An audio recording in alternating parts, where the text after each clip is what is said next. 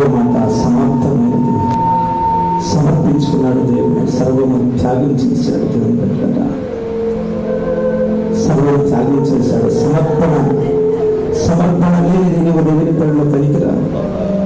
అన్నిట్లో సమర్పణ ఉండాలి. అవసరధారణలో ఏంటి మన బ్రతుకులు, మాటల్లో, చూపుల్లో, తలంపుల్లో, ఊహల్లో, క్రియల్లో, కుటుంబంలో, ఎంత బయట సమర్పణ కలిగి బ్రతకాలి. మన మాట, మన తీరు, మన ప్రవర్తన సమర్పణ. దేవుడు సమాప్తమైన సమర్పించుకున్నాడు. అందుకే ఈరోజు ప్రపంచం అంతా కూడా ఆయన పాదాల దగ్గర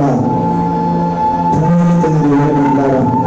గొప్పవారేమి, కొద్దివారేమి, ధనికులేమి, దరిద్రులేమి, పేదవారేమి, ఆయా భాషలు మాట్లాడేవారేమి, సర్వ ప్రపంచంలో దాదాపున 700 పైన కోట్ల మంది ప్రజలు యేసు నిజమైన దేవుడని హృదయాలు, గుండెలు బాదుకొని మరిపెడుతున్నారు. దేవుని బిడ్డలారా, కోట్ల మంది ప్రజలు గుండెలు పగిలిపోతున్నాయి. యేసయ్య మాట ఎత్తగానే ఒక్కొక్కడికి గుండెలు పగిలిపోతున్నాయి.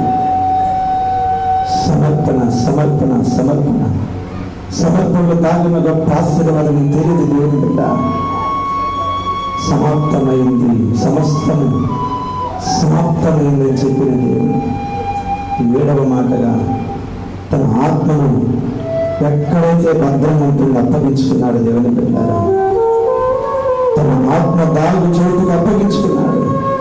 నీ ఆత్మ ఎక్కడ భద్రం ఉంటుంది? శిలువలు చాచిన రెక్కల క్రిందకు వచ్చినప్పుడు నీ ఆత్మ భద్రత కలుగుతుంది. ఇటువంటి జీవం క్రీస్తు దగ్గర దాచిపెట్టబడింది. ఇక మీరు భయపడాల్సిన పని లేదు. బ్రతికినా మరణించిన భయపడాల్సిన పని లేదు.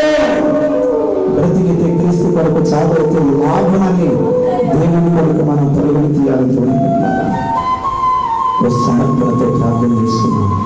సహోదరుడా, ఉత్తమానంతో ప్రార్థన చేస్తున్నాం.